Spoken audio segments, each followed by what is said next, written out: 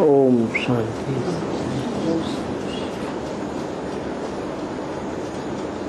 एक छोटा सा रात्रि क्लास है 20 दिसंबर 1967 का। मुरली कब मिस नहीं करनी चाहिए?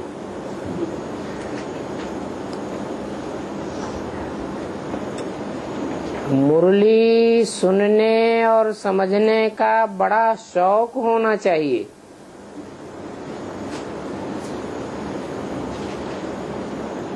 सवेरे के टाइम तो फुर्सत रहती है। अभी तुम बच्चों को ईश्वरीय मत मिलती है। कैसे? मुरली से। वो मत नहीं आकर के लेंगे तो फिर पद क्या पावेंगे? बहुत फर्क हो जाता है इस बात में। पढ़ाई पढ़ने वालों में जो रेगुलर और पंक्चुअल होकर पढ़ते हैं और जो रेगुलर पंक्चुअल होकर नहीं पढ़ते हैं, उनमें बहुत फर्क हो जाता है।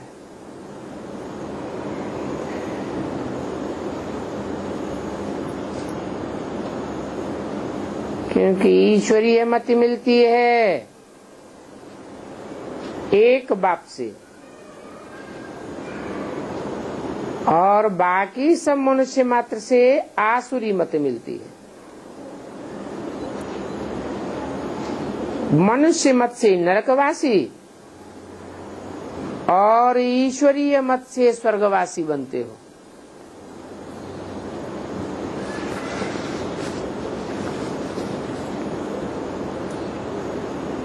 क्या खास बात? ईश्वर मत में क्या खास बात है जो स्वर्गवासी बनते हैं?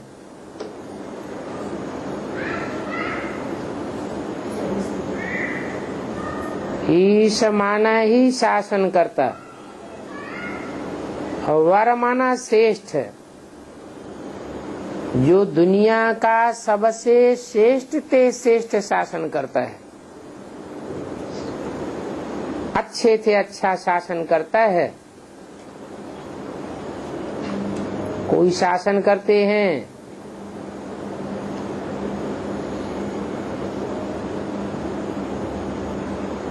कड़क शासन करते हैं, दंड विधान का शासन करते हैं। और बाप जो शासन करते हैं वो सबसे श्रेष्ठ शासन है। प्यार का शासन है, दिल का सौदा है।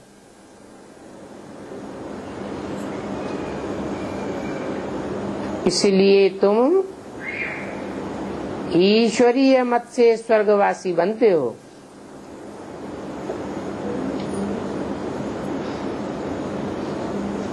फिर जब देवताओं का राज्य पूरा होता है तो मनुष्य होते हैं। मनुष्य मत से फिर नीचे उतरते हैं।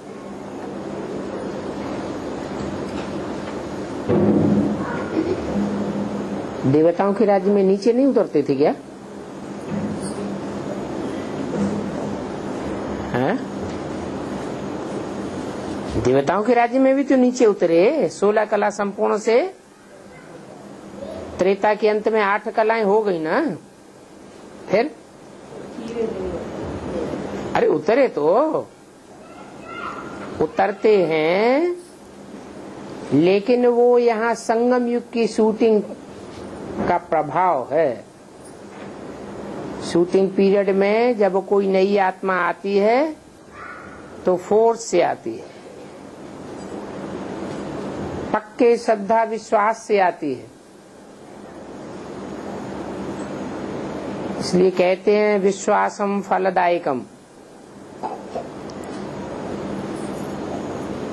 जो पक्की श्रद्धा, पक्का निश्चय बैठा हुआ है वो श्रद्धा ही उसको सतो प्रधान स्टेज में ले जाती है। फिर धीरे धीरे नीचे उतरते जाते हैं, आपस में लेन देन करने लग पड़ते हैं, या तो मनमत या तो मनुष्य मत का।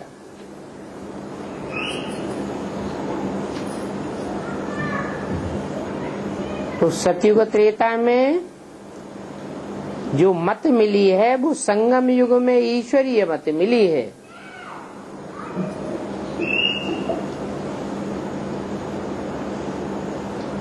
और त्रेता के बाद वो ईश्वरीय मत की प्रारब्ध खलास हो जाती है, फिर मनुष्यों की मत मिलती है तो नीचे उतरते हैं। जिस मत से इतना ऊंच मर्तबा मिलता है, इतना कह के किस तरफ इशारा किया?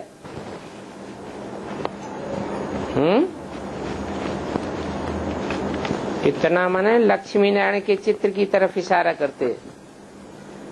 जिस मत से इतना ऊंच मर्तबा मिलता है, उस मत पर बच्चे ध्यान नहीं देते हैं।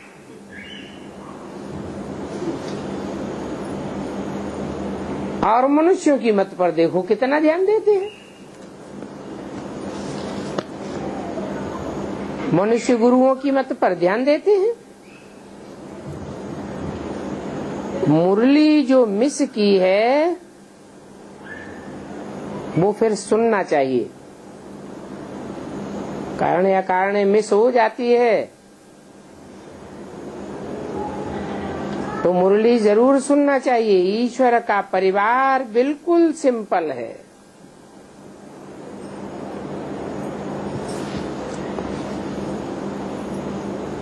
क्या सिंपल है? ईश्वरीय परिवार में कौन कौन है? लंबे चौड़े संबंध नहीं है। क्या है? बाप, बच्चे और बच्चियां। बाकी जो भी संबंध हैं उनको तोड़ना पड़ता है।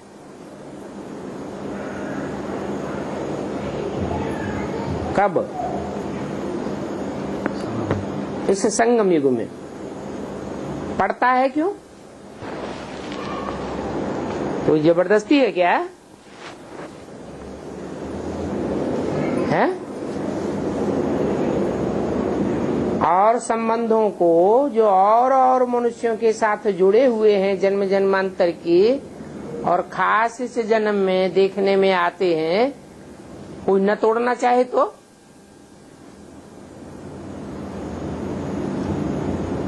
कंपल्सन है। हाँ, ऐसी ऐसी स्थितियां परिस्थितियां आती जाएंगी कि वो सब संबंध तोड़ने पड़ेंगे। एक शिव बाबा, दूसरा न कोई।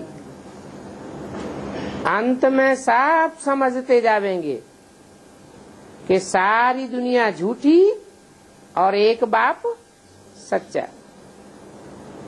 इसलिए बोला कि बाकी जो भी संबंध है सब तोड़ने पड़ते हैं। तो देह और देह के संबंध जो पहले तोड़ लेंगे बुद्धि योग से,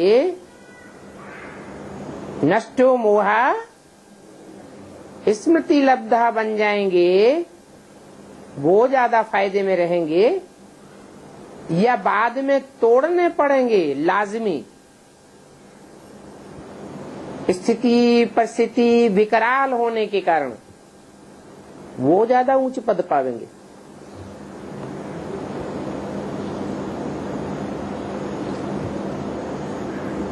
बाद में मजबूरी से तोड़ेंगे, और जो पहले ही मुरली सुन करके धारण कर लेंगे और बुद्धि योग से पहले ही तोड़ देंगे, फायदा किसको होगा? जो जितना जल्दी नष्टो मोहा बनेगा उतना जल्दी उतना ही ऊंच पद प्राप्त करेगा। शादी करने से और ही संबंध बढ़ जाता है। अभी तोड़ने का समय है या जोड़ने का समय है? नए नए संबंध। तोड़ने के टाइम पर अगर कोई जोड़ता जाए तो देह के संबंधों में और ही बढ़ोतरी कर ली, फिर ससुर घर भी याद आने लग पड़ेगा।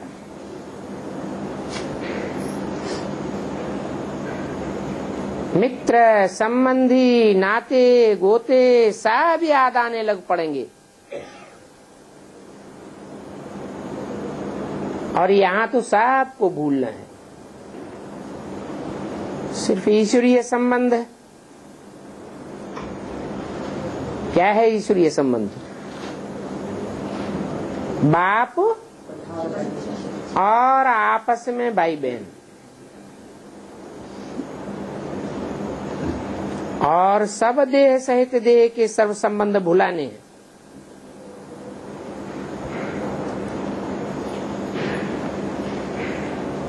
बाबा को तो संबंध आदि की याद भी नहीं है। कौन से सन की वाणी है? 67 की। देह सहित देह के सर्व संबंध तोड़ने हैं। रावण राज्य में संबंध का बहुत परिवार होता है। कितना घमासान होता है संबंधों का, नाना चाचा काका ताऊ ये वो। अभी उन बहुत संबंधों को तोड़ना है और देह भी पुरानी है।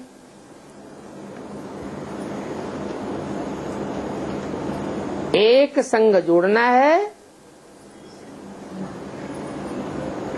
तो ऊंच पद पाए सकते हैं। अगर अनेकों के साथ संबंध जुड़े रहे अंत तक तो लंबे समय की क्या प्रैक्टिस पड़ गई? नष्टो मोहा स्मृति लब्धा की प्रैक्टिस हुई क्या? नहीं हुई। तो ऊंच पद कैसे पावेंगे? संबंध होगा तो अंत में वो ही याद आ जाएगा। अंत मते सो गति। बाबा पूछते हैं, नारायणी नशा चढ़ा हुआ है,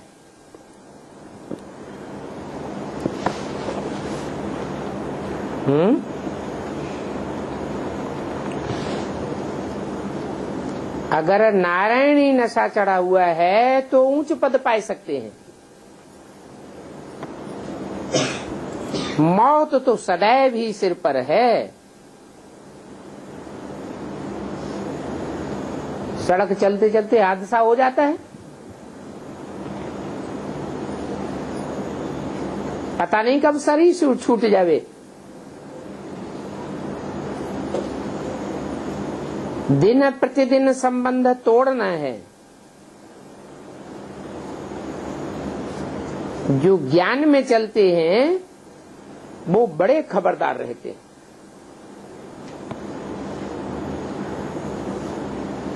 अगर ज्ञान में चलते हैं तो देह सहित संन्यास, सन्यासी लोग तो कर नहीं सकते। क्यों? देह सहित देह के संबंधों का संन्यास वो सन्यासी लोग क्यों नहीं कर सकते?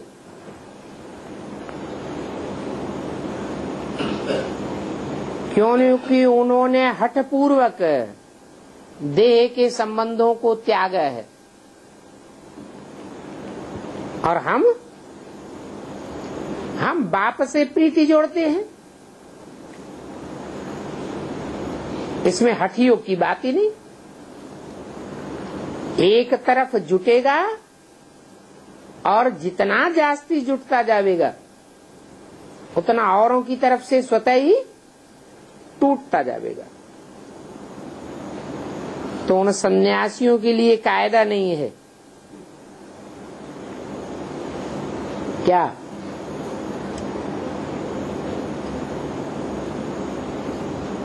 उन सन्यासियों के लिए कायदा नहीं है कि वो राजयोग सीख सकें। उनको इस प्रकार का ज्ञान मिलता ही नहीं है, सिवाय तुम ब्राह्मणों के कोई में ये ईश्वरीय ज्ञान नहीं है। तुम ब्राह्मणों की लिस्ट में कौन कौन से ब्राह्मण हैं?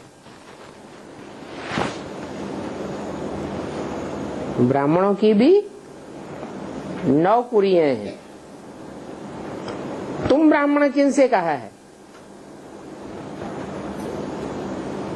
जो अव्वल नंबर कुरी के हैं उनसे कहा तुम ब्राह्मण, क्योंकि वो आदि से लेकर अंत तक बाप के सन्मुख रहन करके पार्ट बजाने वाले हैं।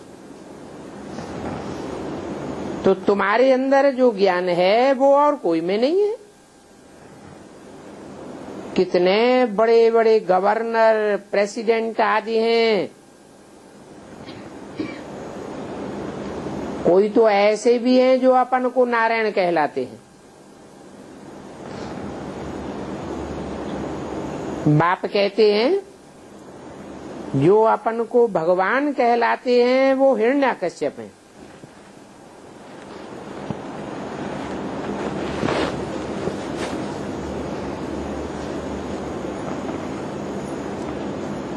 तुम बच्चे मास्टर, मैसेंजर व पैगंबर बने हो। बाप का मैसेज देना तुम्हारा काम है।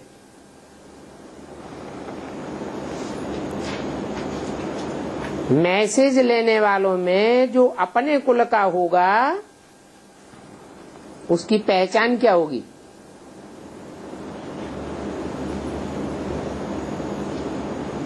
कैसे समझेंगी ये हमारे कुल का है? थोड़ा सा सुनावेंगे वो झट समझ जाएगा, खिंच जाएगा।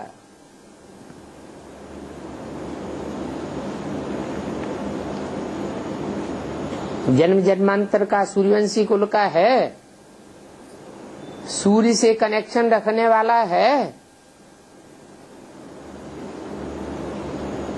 राम की आत्मा से कनेक्शन रखने वाला है, तो पूर्व जन्मों का वो हिसाब किताब उसको झट खींच लेगा।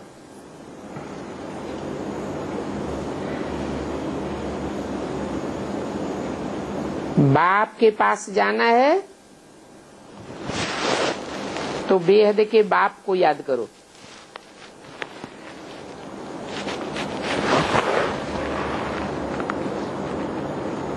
तो पावन दुनिया का मालिक बन जाएंगे।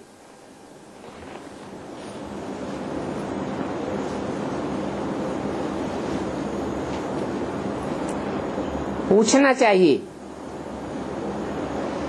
क्या चाहते हो? मुक्ति चाहते हो व जीवन मुक्ति चाहते हो?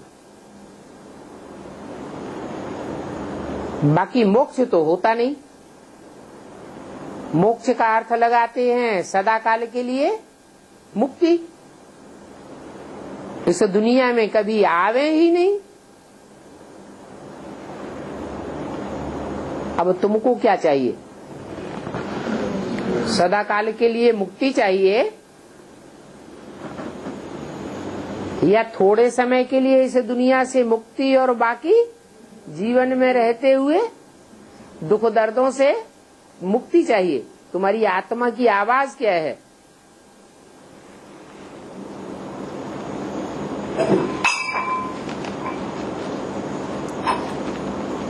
ये तो पूछा जाता है ना। सन्यासियों से तो पूछना ही व्यर्थ है। वो तो अपनी हठ के पक्के हैं, हमें ये संसार नहीं चाहिए। और कहेंगे तो कहेंगे कि स्वर्ग के सुख कागविष्टा समान, वो भी नहीं चाहिए। अभी देखो भारत में भगवान बहुत हो गए हैं।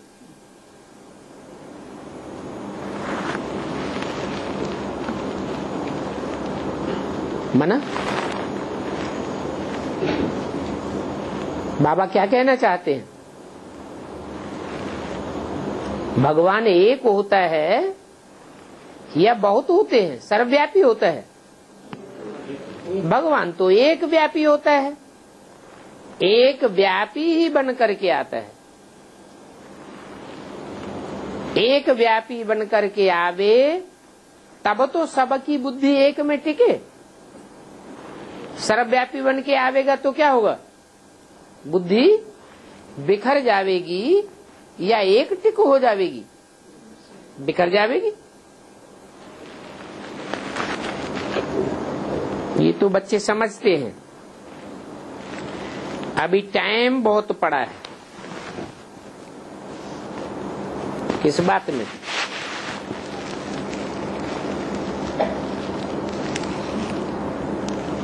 सर्वव्यापी बदल करके सारी दुनिया की बुद्धि में एक व्यापी हो जाए, ये समझने में अभी टाइम बहुत पड़ा है।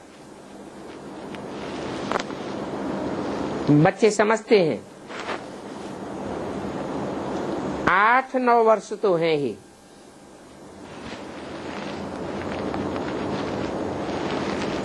आठ 9 वर्ष में क्या होगा? हैं?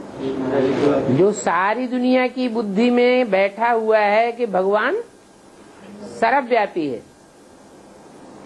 वो बैठना शुरू हो जाएगा कि भगवान सर्वव्यापी नहीं है, एक व्यापी है। परंतु ये संदेश बहुतों को देना है। ऐसे नहीं एक की बुद्धि में बैठ जाए क्या कि भगवान एक व्यापी है, एक ही मुकर्ररत है तो कल्याण हो जाएगा। क्या करना है? ये बात बहुतों की बुद्धि में बैठे अनेकों को संदेश मिले। संदेश तो देना है ना। ऊंच ते ऊंच बाप का परिचय देना है।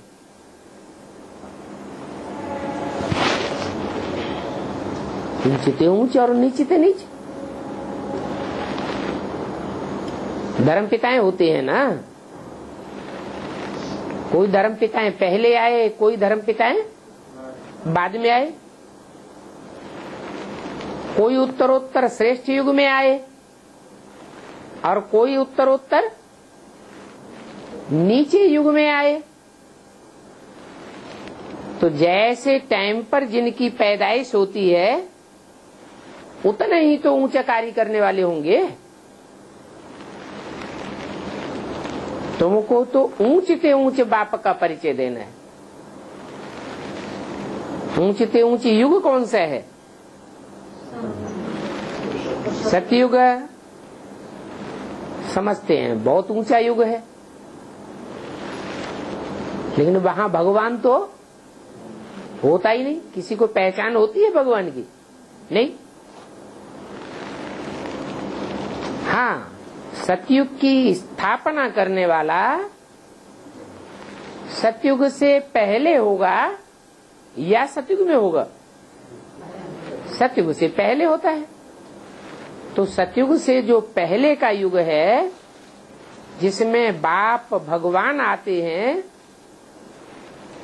वो है श्रेष्ठ ते श्रेष्ठ पुरुषोत्तम संगम युग। जहाँ बाप आकर पुरुष अर्थात आत्माओं को नंबरवार उत्तम उत्तम डिक्लेयर करते हैं।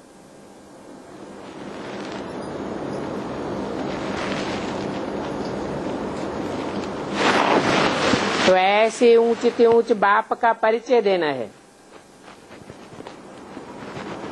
ऐसा ऊंच कार्य और दुनिया में कोई धर्म पिता कर ही नहीं सका। ये नीच ते नीचे हिरण्यकश्यप आदि तो तब लिखा है जब थंब से निकल भगवान ने मारा। थंब क्या है? ये शरीर ही खंभे मिसल है। जिस तन में मुकर्रर रथ में भगवान बाप प्रवेश करते हैं गुप्त रूप में, वो गुप्त बाप जब संसार में प्रत्यक्ष होता है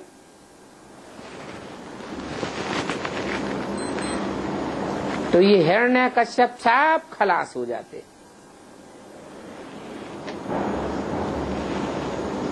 समझते हैं पेट चीर कर मारा। भगवान क्या हिंसा करता है? हिंसा की तो बात ही नहीं। ये तो बुद्धि रूपी पेट की बात है।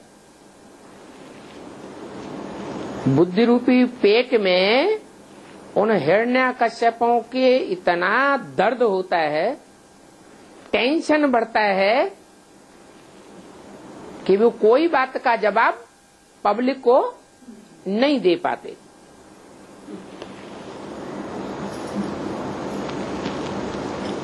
तो शास्त्रों में लिख दिया है,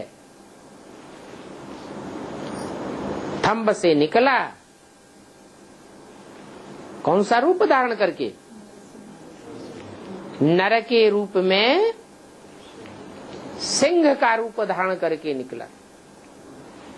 जैसे जंगल में शेर की आवाज सारे जंगल को दहलाए देती है, ऐसे ही बाप भी इस संसार रूपी जंगल में सिंह रूप बन करके प्रत्यक्ष होता है। जिसकी बातों का, जिसकी दहाड़ का सारे संसार में कोई के पास जवाब नहीं होता। बाकी भगवान कैसे हिंसा करेंगे कि कोई का पेड़ फाड़ेंगे? ये तो सब गपोड़े लिख दिए हैं काय में, शास्त्रों में। अब ये ब्लाइंड फेथ कितना है?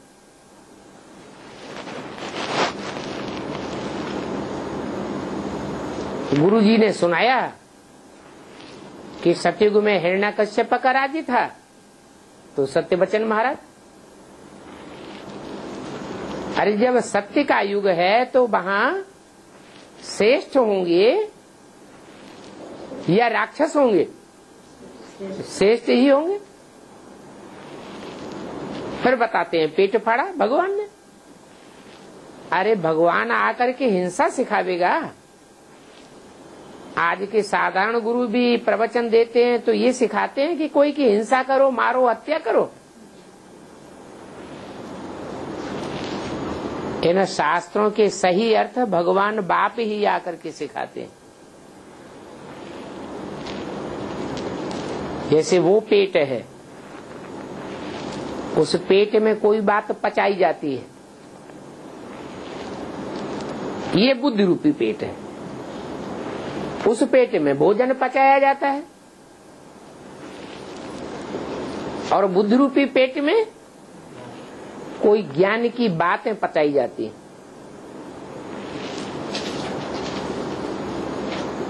गणेश का पेट कितना बड़ा दिखाते हैं,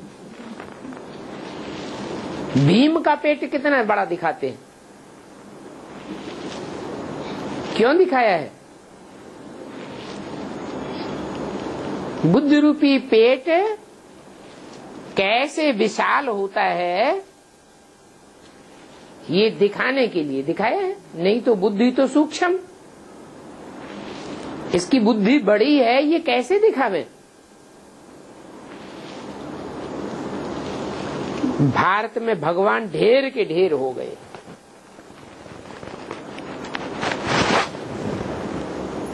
जो मन में आया तो अगड़म बगड़म सुनाते रहते हैं। और भक्त ब्लाइंड फेथ करते रहते हैं।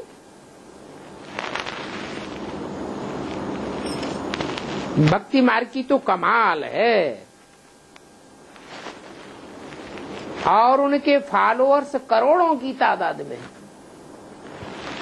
क्या भगवान बाप आते हैं तो थोड़े थोड़े बच्चों के ग्रुप बना के उनको पढ़ाई पढ़ाते हैं। क्या? और जो बड़े बड़े गुरु होते हैं वो लाखों का मजमा इकट्ठा करते हैं और बड़े बड़े माइक लगा के, लाउड स्पीकर लगा के उनके पास आवाज पहुंचाते हैं। तो देखो तुम बच्चे कितने थोड़े हो, जिनकी यादगार है 5 पांडव, 5 उंगलियां हैं, मुट्ठी में बंद कर लो। तुम हो मुट्ठी भर बच्चे और वो हैं करोड़ों की तादाद में फॉलोअर्स।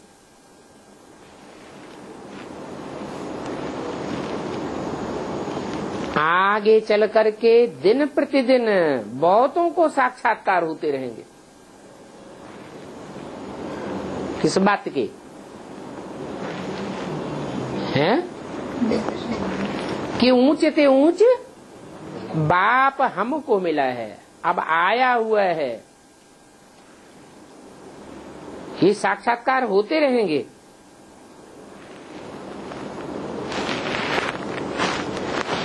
इनकी भी अवस्था बढ़ती जाएगी। किनकी? हैं?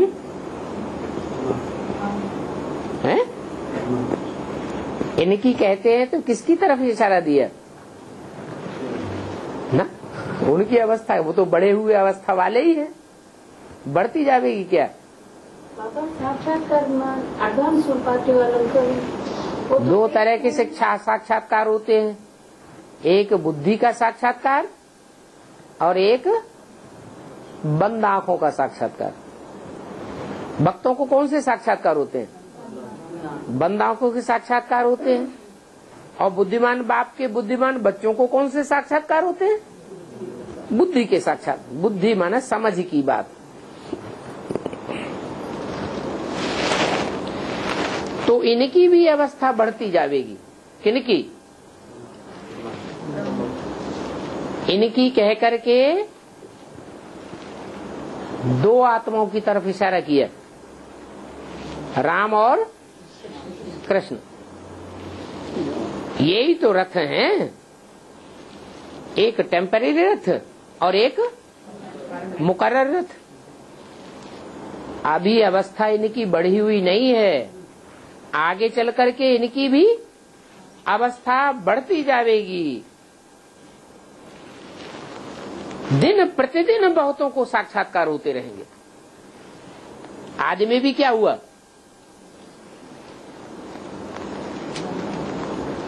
वृद्ध तन को देखते थे, फिर कृष्ण का साक्षात्कार होता था।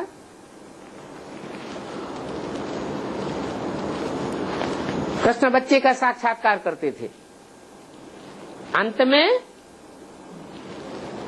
बाप का साक्षात्कार करेंगे।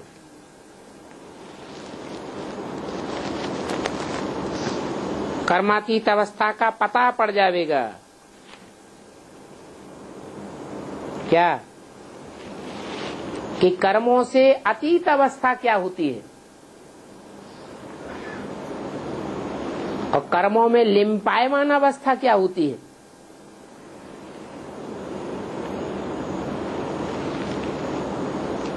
कर्मेंद्रियां तो होती है ना, कर्मेंद्रियों से कर्म करते हैं तो उन कर्मों का असर तो होता ही है। फिर ऐसी स्टेज बन जाए कि कर्मेंद्रियों से कर्म भला होता रहे परंतु उसका कोई लेप छेप आत्मा के ऊपर ना पड़ने पाए। सबको पता पड़ता जाएगा कि इनकी कर्मातीत अवस्था है। वो सन्यासी लोग तो ऐसे ही कह देते हैं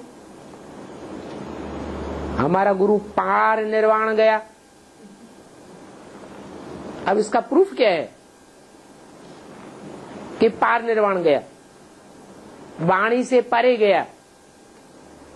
वाणी से परे जाते हैं, यह शरीर छोड़ने के बाद इसी दुनिया में जन्म लेते हैं। दूसरी दुनिया है ही कहां जहां चले जाएंगे। दुनिया में पाप बढ़ते जाते हैं या घटते जा रहे हैं? बढ़ते जाते हैं। तो पाप बढ़ते जा रहे हैं, पाप की दुनिया में रहने वालों के पाप नहीं बढ़ेंगे तो नई दुनिया में कहां से पहुंच जाएंगे? तो सबको कर्मातीत अवस्था का पता पड़ता जाएगा कि कौन कौन की कर्मातीत अवस्था हो रही है। फिर ब्रह्मा का भी बहुतों को साक्षात्कार होगा।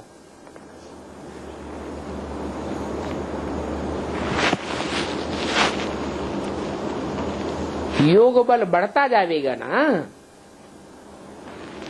तो जितना जितना योग बल बढ़ता जाएगा उतना उतना बहुतों को बुद्धि में आता जाएगा। ये बहुत गुह्य राज हैं ज्ञान के।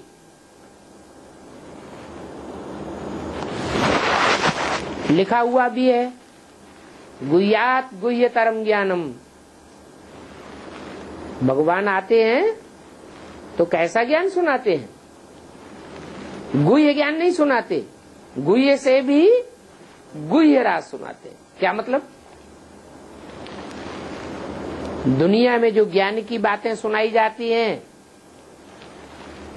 वो तो अंधश्रद्धा की बातें हैं, शास्त्रों की पुरानी पुरानी बातें हैं।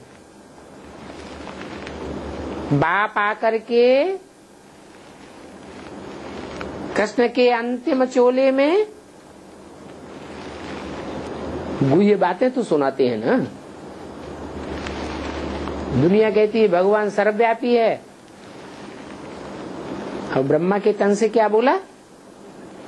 भगवान एक व्यापी है। तो गुह्यता की बात तो सुनाई, लेकिन सुनने वालों ने कहां तक समझी और दूसरों को कहां तक समझाई, ये बात दूसरी है। फिर एडवांस राम बाप वाली आत्मा में बाप के रूप में प्रत्यक्ष होता है तो और गुह्य राज समझाते हैं। बेसिक में सिर्फ इतना ही पता था क्या कि भगवान व्याप सर्वव्यापी नहीं है। फिर क्या पता चलता? सर्वव्यापी नहीं है तो एक व्यापी कहाँ है? वो बेसिक में पता किसी को नहीं पड़ा। क्या समझ लिया कि ब्रह्मा के तन में ही एक व्यापी है। अगर ब्रह्मा के तन में ही एक व्यापी होता, मुकर्रर रूप से आया हुआ होता, तो ब्रह्मा का शरीर छूट जाता क्या? छूट नहीं सकता। तो ये गुह्य तेरा गुह्य राज मैं तुम बच्चों को समझाता हूं। वो इस्लामी, बौद्धि, क्रिश्चियन आदि धर्मों में कन्वर्ट होने वाले जो भी ब्राह्मण हैं, उनको ये गुह्य राज नहीं समझाता हूं।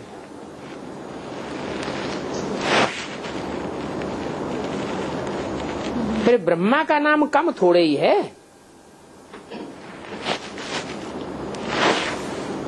भक्ति मार्ग में तो त्रिमूर्ति ब्रह्मा कह देते हैं। बेसिक नॉलेज में भी ब्रह्मा की 3 मूर्तियां चित्रों में दिखाई दी। जो त्रिमूर्ति का चित्र बनाया है उसमें फीचर किसका दिखाई दिया?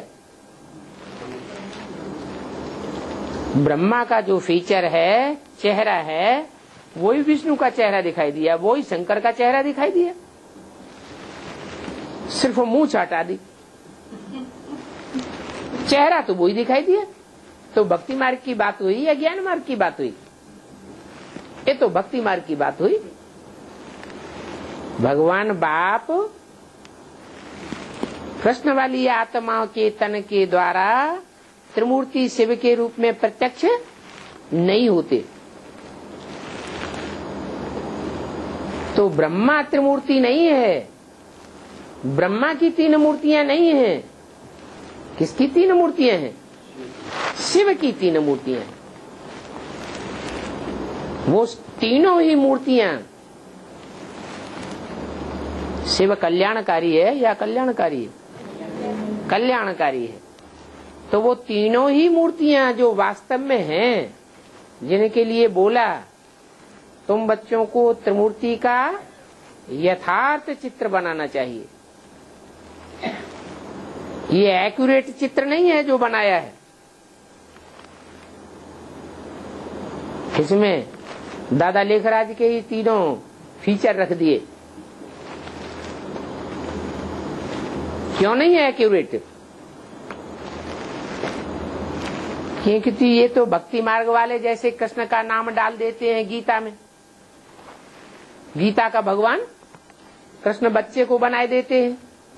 ऐसे ही यहाँ बेसिक नॉलेज में भी क्या किया है? कृष्ण उर्फ दादा लेखराज का चेहरा 3 चित्रों में ब्रह्मा विष्णु शंकर के रूप में डाल दिया। ये रंग है चित्र, यथार्थ चित्र नहीं है। तुमको तो त्रिमूर्ति शिव का चित्र डालना चाहिए। त्रिमूर्ति शिव।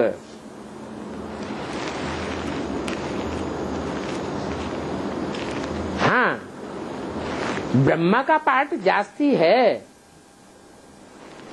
आदि में भी ब्रह्मा का पार्ट, फिर शंकर के रूप में पार्ट बजाते हैं तो भी ब्रह्मा की सोल प्रवेश करके पार्ट बजाती है।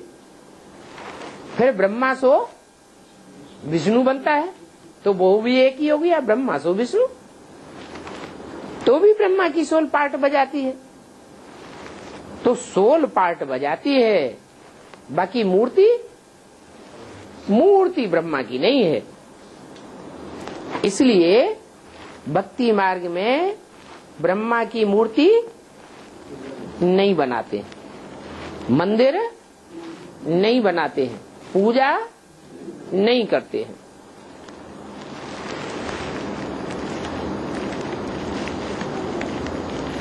मनुष्य शंकर को ऊंचे रखते हैं,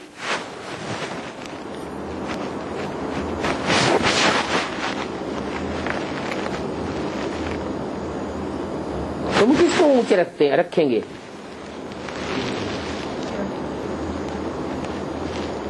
तुम शिव को ऊंचे रखेंगे, मनुष्य शंकर को ऊंचे रखते हैं।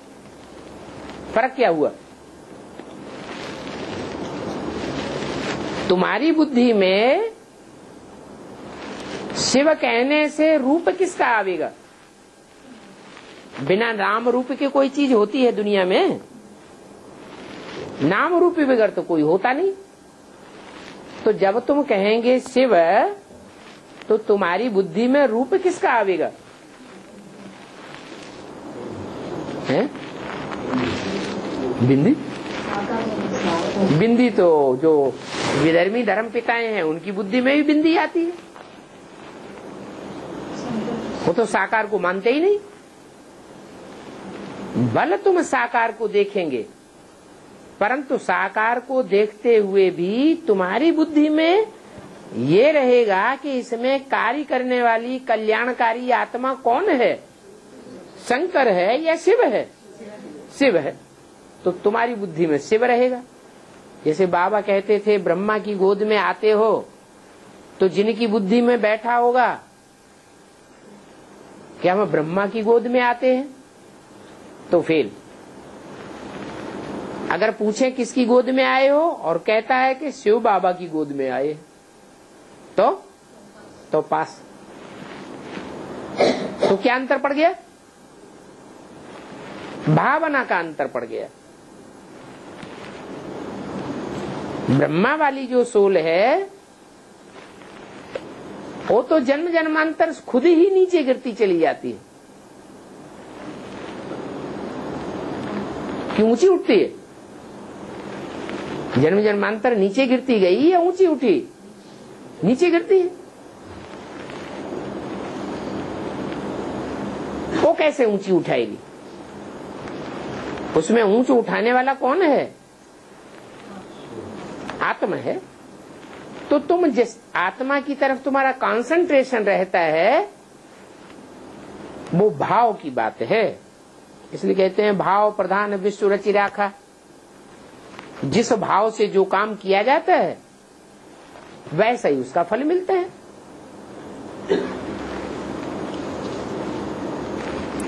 तो मनुष्य शंकर को ऊंचे रख देते हैं और शिव शंकर को मिलाए देते हैं। क्यों?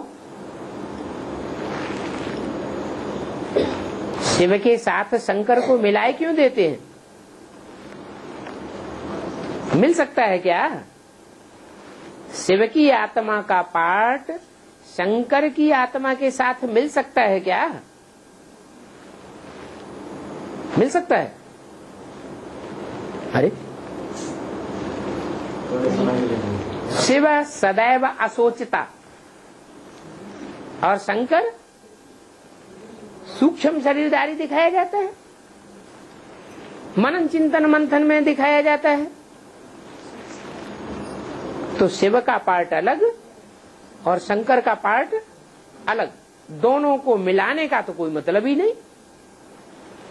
परंतु भक्तों ने स्थूल रूप में मिला दिया, क्योंकि पर्सनालिटी एक ही है। एक ही पर्सनालिटी में दो आत्माएं प्रवेश होकर काम करती है।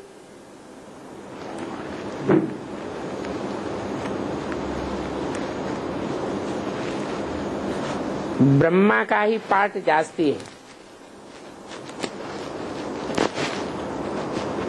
याद में रहना कोई पार्ट है क्या? पार्ट कर्मेंद्रियों से बजाया जाता है या बुद्धि से बजाया जाता है? कर्मेंद्रियों से पार्ट बजाया जाता है। और शंकर क्या करता है? याद में रहता है। ये तो कर्मेंद्रियों से कोई पार्ट नहीं हुआ। तो ब्रह्मा का ही बड़ा पार्ट है। ब्रह्मा का कहो या विष्णु का कहो, सबसे जास्ती पार्ट इन दोनों का है। ब्रह्मा द्वारा ब्राह्मण धर्म की स्थापना, फिर ब्रह्मा ही सो विष्णु बनता है, तो विष्णु द्वारा पालना, इन दोनों का पार्ट जास्ती है। शंकर का क्या पार्ट है? आंख खोले और दुनिया का विनाश हो गया, ये पार्ट। आंख खोलने में कितनी देर लगती? 1 सेकंड। तो अच्छा रहे इनकी आंखें बंद ही बनी रहे कि आंख खुल जाए सो अच्छा है। आंख खोलना माना ज्ञान की आंख खुल जाए। जब ज्ञान की आंख खुल जाती है तो इच्छा मात्रम अविद्या की स्टेज आ जाती है। आप मुए, मर गई दुनिया। बच्चों को रोज समझाया जाता है, स्कूल में रोज नहीं पढ़ेंगे, मुरली नहीं सुनेंगे तो फिर तुम्हारी एब्सेंट पड़ जाएगी। रजिस्टर काहे के लिए बनाया जाता है? हाजिरी लगाने के लिए रजिस्टर बनाया जाता है ना। तो ये भी ईश्वरीय स्कूल है। इसमें भी देखा जाता है कि 63 जन्म जो लौकिक पढ़ाइयां पढ़ी, उन लौकिक पढ़ाइयों में आत्मा ने जास्ती ध्यान दिया या भगवान बाप आकर जो पढ़ाई पढ़ाते हैं उसमें जास्ती ध्यान दिया?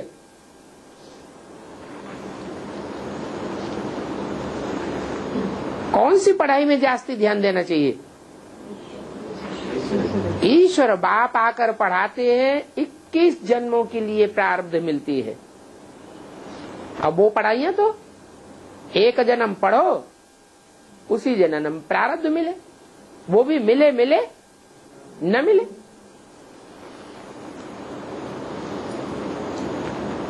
तो कितना बाप आकर के आंखें खोलते हैं कि इस पढ़ाई से तुम्हारा जन्म जन्मांतर का फायदा है, और फिर 21 जन्म का ही फायदा नहीं है। यहाँ जो तुम पढ़ाई के संस्कार धारण करते हो, ज्ञान धारण करने के संस्कार धारण करते हो, ये संस्कारों की तीव्रता 63 जन्मों में भी चलती रहेगी। जो ये जितना यहाँ तीखा पुरुषार्थी होगा, वहां भी जन्म जन्मांतर कैसा पुरुषार्थ करेगा? तीखा पुरुषार्थ करता रहेगा। तो 21 जन्म तो सुहाना होने की गारंटी है ही, लेकिन 63 जन्म में भी वो आत्मा फायदे में रहेगी। तो यहाँ की एक जन्म की पढ़ाई और अनेक जन्मों की सुख शांति कमाई। तो पढ़ाई की लिफ्ट तो जरूर चाहिए ना।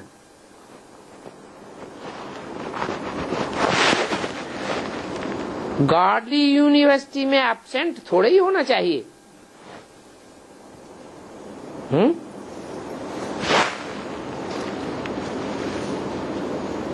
अच्छा,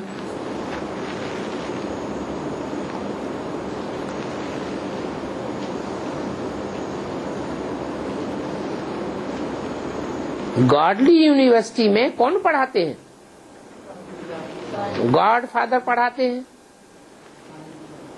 और जो यूनिवर्सिटीज होती हैं वो तो मनुष्य गुरुओं की बनाई हुई है। यहाँ एब्सेंट नहीं होना चाहिए। पढ़ाई कितनी ऊंच है, जिस पढ़ाई से तुम सुखधाम के मालिक बनते हो।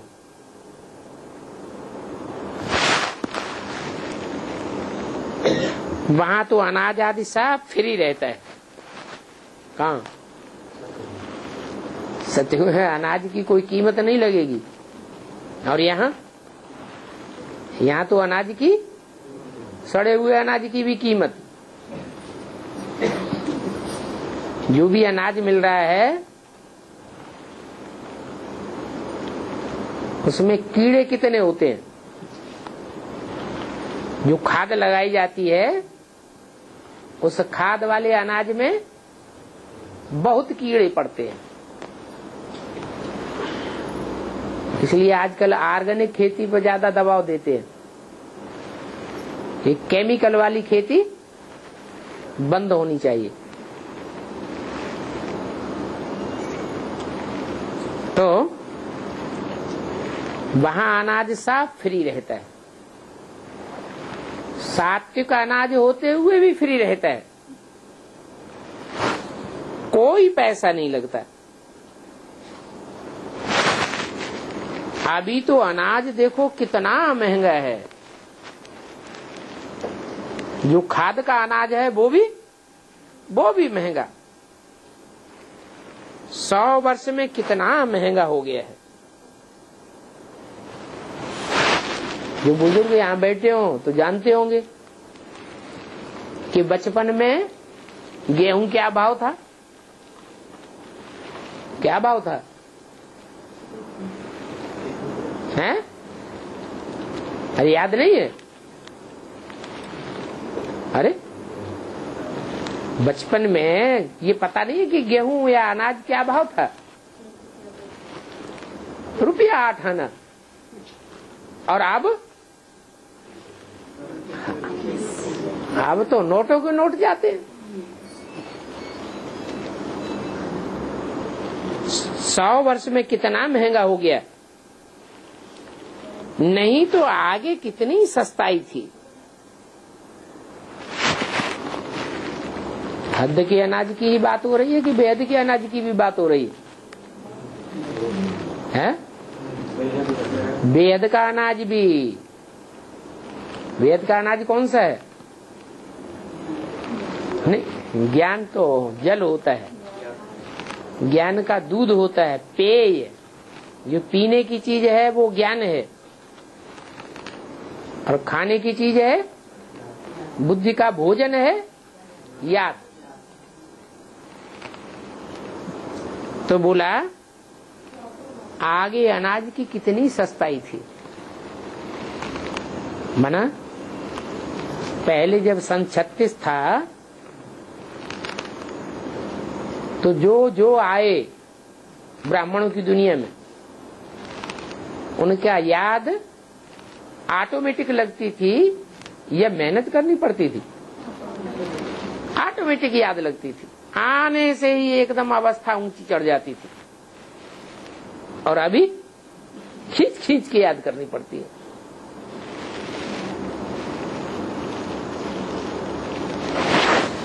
वहां नई दुनिया में तो कोई अप्राप्त वस्तु नहीं होती है जिसके लिए वहां पुरुषार्थ करना पड़े। वो है ही सुखधाम। तुम अभी सुखधाम के लिए तैयारी कर रहे हो। क्या तैयारी कर रहे हो?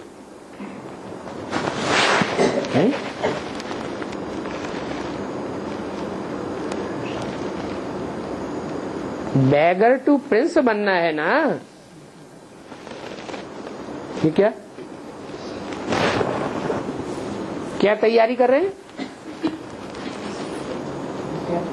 जो भी इस ईश्वरीय ज्ञान में आवे तो पहले ये जुआ खेले। क्या? सारा तन मन धन सब ईश्वरीय सेवा में स्वाहा करें। इतना स्वाहा करें कि बैगर बन जाए। इसलिए भक्ति मार्ग में कहते हैं कि शंकर का फॉलोअर नहीं बनना। शंकर बबूतिया है तो तुमको भी क्या बना देगा? बबूतिया लंगोटिया बनाए देगा।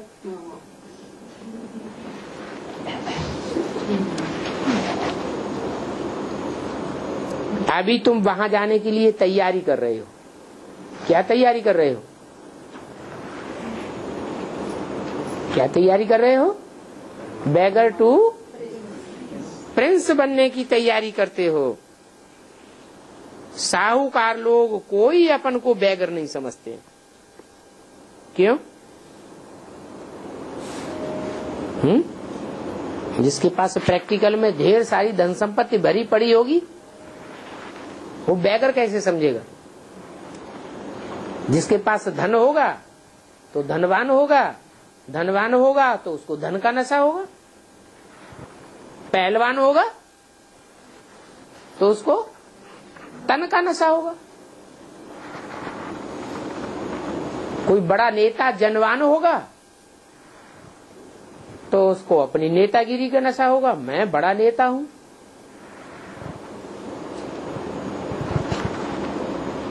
जिसको जो भी इस दुनिया की प्रभुता मिलती है उस प्रभुता का नशा मद जरूर चढ़ता है। तो इस दुनिया के जो भी साहूकार लोग हैं वो कोई भी अपन को बैगर नहीं समझते हैं। और तुम अपन को बैगर समझते हो। प्रैक्टिकल में बैगर बनेंगे तो समझेंगे या नहीं होंगे तो समझेंगे। जो प्रैक्टिकल में बैगर बन चुके होंगे ईश्वरीय सेवा में सब कुछ जिन्होंने अपना अर्पण किया होगा तो अपन को बैगर समझेंगे। नशा रहेगा। अब हम बैगर टू प्रिंस बनने वाले हैं। अच्छा, बच्चों को ओम शांति।